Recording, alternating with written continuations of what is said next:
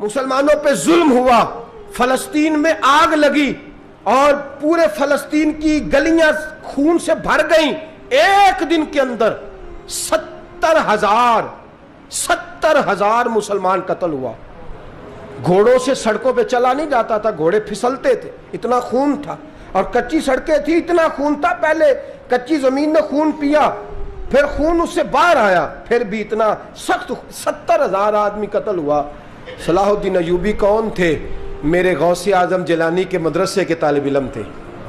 جامعہ نظامیہ مدرسہ، یہ مدرسے ہیں جنہوں نے دین کے مجاہد پیدا کیے، مدارس ہیں جنہوں نے دین کے مجاہد پیدا کر کے پوری دنیا کے اندر پھیلائے ہیں۔ مدارس کے اندر دہشت گردی آئی، میں اختلاف نہیں کرتا، لیکن ابھی بھی مدرسے ہیں جن مدرسوں سے رسول اللہ کے دین کا سچا درس دیا جاتا ہے، امن، پیار اور محبت کی فضا کو عام کیا جاتا ہے وہ مدارس، اور انشاءاللہ قیامت کی صبح تک وہ مدرسے قائم رہیں گے۔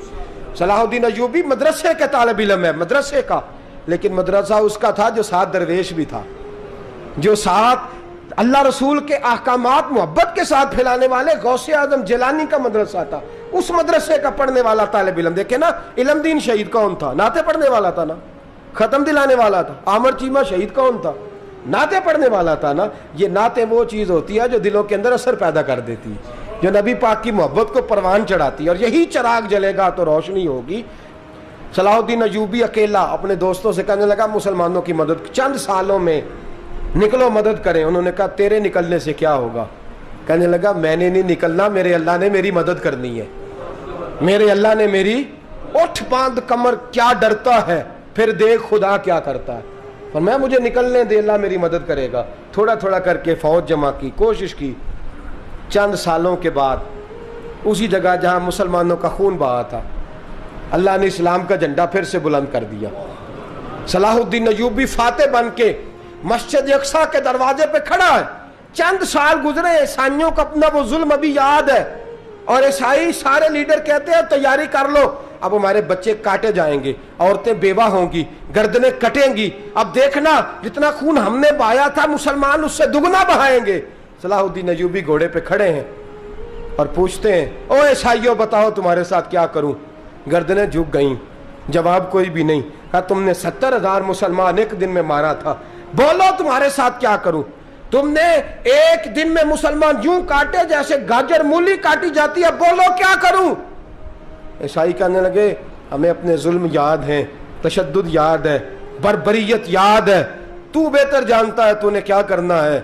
صلاح الدین ایوبی گھوڑے پہ فاتح کھڑا ہے، آنکھوں میں آنسو آئے، تڑپ کے رویا، کہنے لگا میں تمہارے ساتھ وہی سلوک کروں گا جو میرے مصطفیٰ نے قریش مکہ کے ساتھ فرمایا تھا، لا تصریب علیکم، جاؤ تم پر کوئی زیادتی نہیں، جاؤ تم آزاد ہو۔ اس نے کہا تو کر کیا رہا ہے؟ کہنے لگا میں کیا کروں، میں اس محمد کا ماننے والا ہوں جس نے معاف کرنا سکھایا ہے صلی اللہ علیہ وسلم، میرے پیروں میں زنجیر ہے رسول اللہ کی غلامی کی، جاؤ تم آزاد ہو۔ اس نے کہا تم آزاد ہو، لوگوں نے کلمہ پڑھنا شروع کر دیا، اشہد ان لا الہ الا اللہ واشہد ان محمدن عبدہ۔ سارے قبیلے کے کچھ نہ کچھ لوگ مسلمان، ایک قبیلہ رہ گیا مسلمان ہی نہیں ہوتا۔ صلاح الدین ایوبی اپنے خیمے میں بیٹھے ہیں تو ایک بی بی آ گئی، اس قبیلے کا کوئی شخص مسلمان نہیں ہوتا۔ بی بی آئی، آگے کہنے لگی میرے 4 بیٹے جنگ میں کھو گئے ہیں، چھوٹے چھوٹے بچے جنگ میں کھو گئے ہیں، مل نہیں رہے، فوجیوں کو حکم دے مجھے میرے بچے تلاش کر کے دیں۔ صلاح الدین ایوبی نے جھٹ پٹ سر پہ امامہ باندھا، نیزہ پکڑا، سینے بند باندھا، اپنے جبے کو سمیٹا اور باہر۔ کہنے لگی تو کدھر جا رہا ہے؟ کہنے لگا میں خود تیرے بچے تلاش کر کے دوں گا۔ صلاح الدین چند سپاہی ساتھ ہیں، گلی گلی نکلے، گلی گلی، فجر کے نکلے، اثر ہو گئی، تھک گئے، 2 نمازیں صحرا میں پڑھی، جنگل کے اندر پہنچے تو ایک کونے میں 4 بچے ایک جگہ ڈرے اور سہمے ہوئے بیٹھے ملے۔ صلاح الدین ایوبی اٹھا کے لائے، ماں کو کہنے لگے تیرے بچے ہیں، نکلا اس لیے تھا کہ میرے نبی نے فرمایا بچے جدا ہوں تو ماں کو درد بڑا ہوتا ہے، اور میرے رسول نے فرمایا تھا جب جنگ کرنے جاؤ تو کھیت برباد نہ کرنا، فصلیں تباہ نہ کرنا، بچوں کو ماں سے جدا نہ کرنا۔ فرمایا میں سوچ رہا تھا تیرے بچے کہیں میری وجہ سے جدا ہو گئے تو مصطفیٰ کو جواب کیا دینا۔ فرمایا تیرے بچے ڈھونڈ کے لایا ہوں۔